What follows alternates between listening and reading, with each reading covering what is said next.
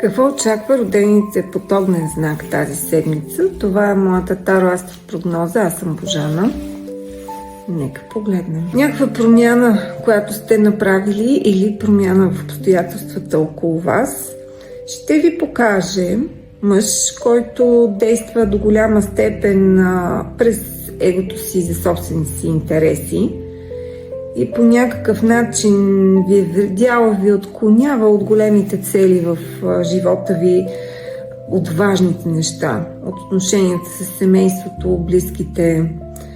Така че понякога обстоятелствата ни помагат да видим ясно лицето на другите и да вземем добри решения за своето бъдеще. Земните знаци може да имат проблеми с някоя жена, която има контрол върху част от живота им, може би работи в някаква институция или просто има достъп до определени ресурси и информация, ами тя ще реши да попречи на вашите планове по някаква причина. Това обаче ще ви накара да направите нови, по-добри планове, в които ще се окаже, че сте склонни да вложите повече страст и желание и съответно и резултатите ще бъдат по-добри, отколкото първоначалната ви идея.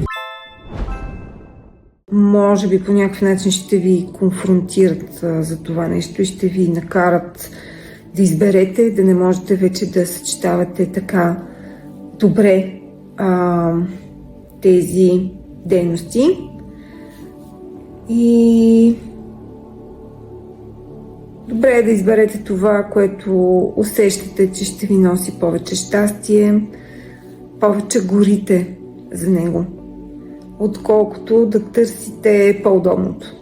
Не избирайте по-удобното, изберете това, което е по-интересно за вас, защото в него има повече потенциал.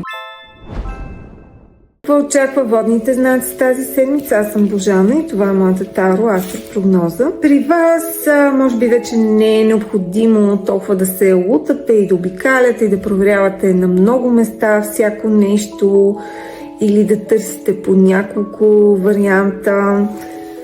Помислете как да съчетаете това, което вече имате, което вече знаете, по най-добрия, подходящ и умен начин и тогава нещата ще се завъртят доста добре за вас.